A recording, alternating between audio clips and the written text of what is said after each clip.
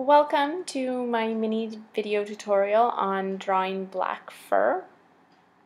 So today we're going to look at this portrait of the cat Ben and a small portion of the portrait where I talk about how to make realistic looking black fur. And then here's another example of the first black dog that I drew in colored pencil this past Christmas. And black fur is a very interesting fur to draw, and it can be very daunting at first, but once you kind of get the hang of it, it's actually pretty fun, and you get to use a lot of color that you wouldn't expect in black fur. So I hope you enjoy the tutorial, and thank you for watching.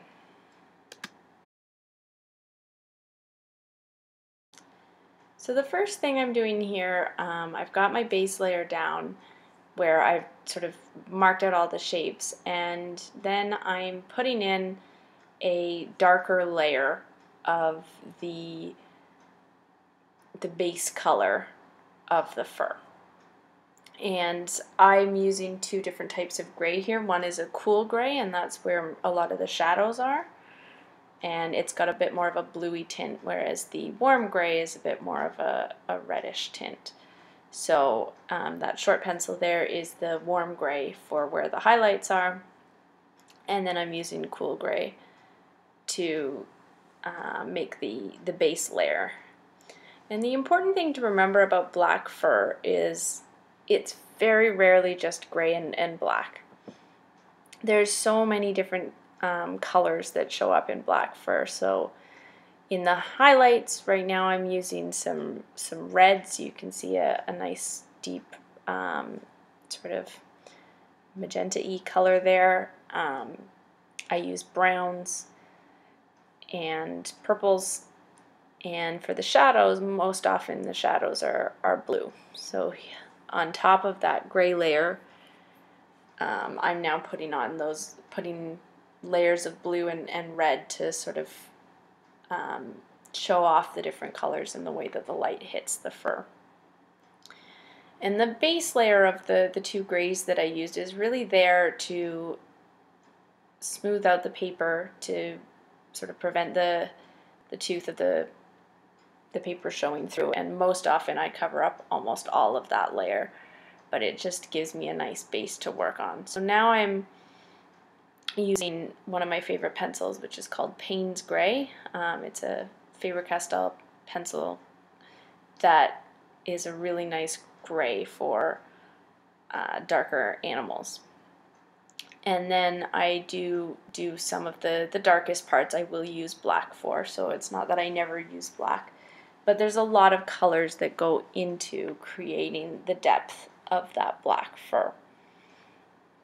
And with colored pencils, I find it often is easiest to, rather than trying to put highlights on top, which the paper I work on doesn't support that particularly well, I kind of have to work around the highlights and let the base show through, which is why I work light to dark. As you can see, I started with a light base and now I'm layering on top. And the biggest sort of mistake I see people making with black fur is not being generous enough with the colors. And often what I'll do is I'll lay down a layer of blue or purple, as you can see me doing here, and then I'll, add in some darker tones and do some shading, and when I come back, I keep seeing where I can add more color. And when I used to draw, before I got more experience and really comfortable with that, I would always think I was adding too much color. And to a certain extent, I do still think that, but usually once I take a step away from the drawing and I come back, I go, oh no, that's not too much color, that's not enough color. And so try not to be afraid of color, because those hues that you put into a black coat is what really makes the animal stand out. It really makes it look lifelike, and it makes that lighting very, very beautiful. And I was actually outside with my dog today, and she has, she's a bit of a mottled color, but she has some black hair along her back. And I've been working on another black dog currently, and looking at that hair in the sunlight, it was all blue. That's all I could see. And that's my artist eye coming out, but until you develop that eye, knowing what colors to use can be a little bit tricky. I talked a bit earlier in one of my videos about using the eyedropper tool in Photoshop or a similar program to sort of see what colors are where. And that can be really helpful if you're not sure what tone a black coat is at that time. So I finished that little patch there, and you could see me just continuing to darken it and then layer more color and then darken it and layer more color. And now I'm going back and adding that base layer. And so I always start with a base layer. In some of the darker parts of this cat, up by the neck where there's a lot of shadow, that base layer is actually Payne's gray because it's a very dark part of the cat. So your base layer is going to change depending on where you're working on the animal and what the lighting is there. And for this particular drawing, the whiskers were very prominent, and so I have them sketched out and I'm kind of working around those. I do often draw whiskers on top at the end, but these ones were very clear, so I sort of have them there. And it's a bit annoying to work around them, but that's part of drawing an animal that has whiskers. Now I'm layering that blue on again, and there's different types of blue. There's kind of like the more ultramarine blue, and then the phthalo blue is another sort of tone, and they've got sort of warmer or colder tones. Which one you use is going to depend on lighting in your drawing, and that's going to depend on the reference photo. But I want you to sort of think about this part of the animal where it's really dark. I'm still adding in that blue.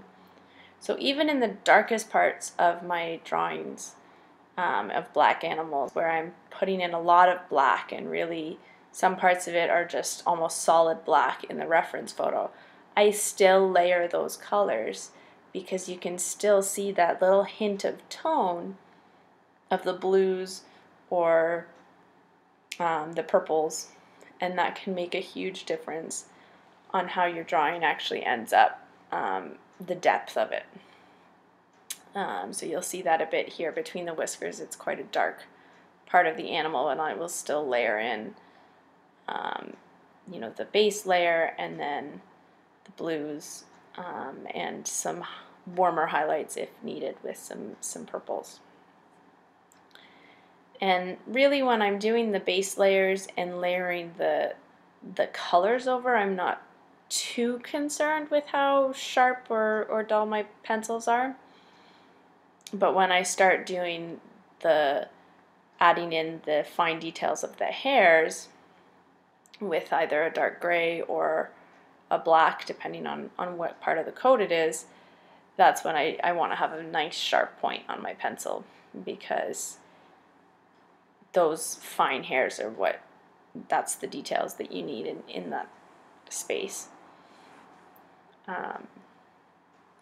So in this drawing, I'm mainly going back and forth between a magenta and a dark blue.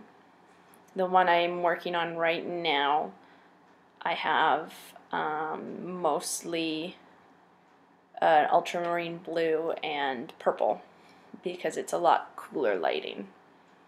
And sometimes I'll also put in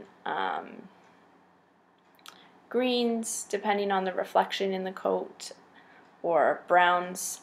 So on the left side of this drawing here, there was quite a bit of brown because that's again where the light is coming from, and it's a lot warmer. And you can see I've kind of gone over the whiskers because I realized they weren't really in the right spot. So I just decided to take them out and I put them in later. And again, even though I'm going over this quite darkly with that black, you can still see the blue coming through in the bottom layers.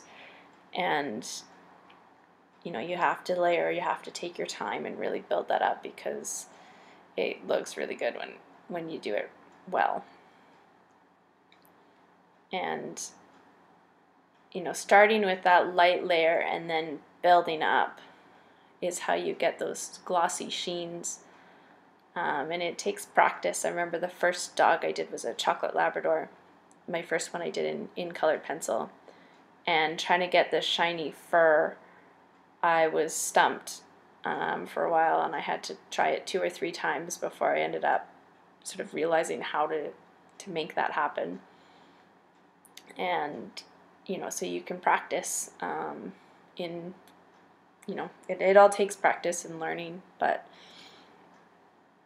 that's why I like to start with a sort of base layer and put the color on and then do the fine hairs, because that way I can get a really nice texture and build up the fur that way. So in this particular drawing, I've mostly finished the full body of the cat. The head and the whiskers are still need quite a bit of work, as you can probably tell. And I will go over again before the drawing is complete with and do some more fine hairs and some touch-ups in this black fur area of the body. I always do that right before the end of a drawing. Is I come back with the sharpest pencils I can get and add in lots of little fine hairs and some of the little flyaway hairs. Every animal has them, but that I usually leave right to the very end of the drawing.